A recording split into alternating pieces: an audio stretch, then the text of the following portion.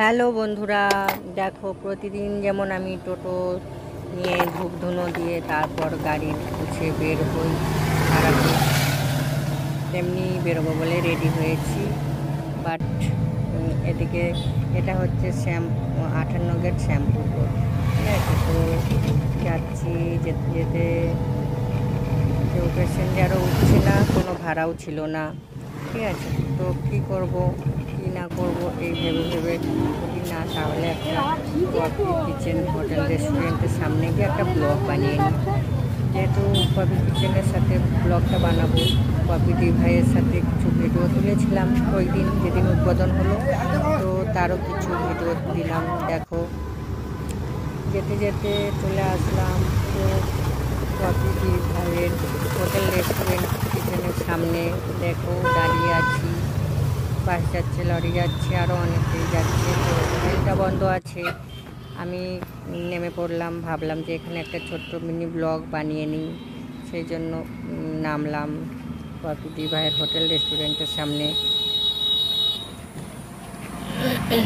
দেখো কত সুন্দর হোটেল রেস্টুরেন্ট, আপাতত কেউ লোক নেই, এখন তো 7:30 বাজে সকাল। তো আমি ভাবলাম যে এই ফাঁকেই একটা ব্লগ করে নিই, ঠিক আছে। হোটেলটা কত সুন্দর দেখো, coffee kitchen and hotel restaurant. আমার তো খুবই ভালো লেগেছে, আশা করি তোমাদেরও সবার ভালো লাগবে।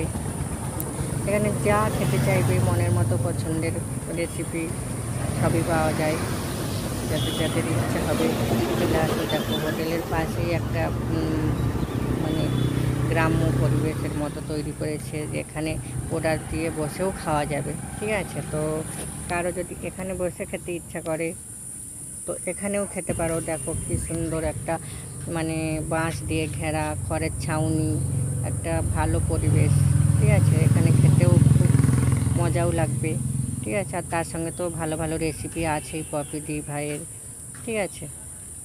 আশা করি তোমরা সবাই ভালোবাসো কফি ডির রেসিপি, কফি ডিকেও সবাই ভালোবাসো। তো খাবার খেতে চাইলে এখানে বসে খেলে আরও তোমাদের ভালো লাগবে, ঠিক আছে।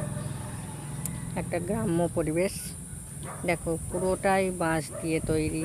এখানে বসে তোমরা সবাই ভালোভাবে আনন্দ করে মজা করে খেতে পারবে। দেখেছো কত সুন্দর তৈরি করেছে, দেখো সবাই দেখো কত সুন্দর হয়েছে। এই জায়গাটা সব থেকে সুন্দর লাগছে, দেখেছো। আর সামনেই তো রোড, আমার টোটো দাঁড় করানো আছে, দেখতেই পাচ্ছ। যে তোমার ভাড়া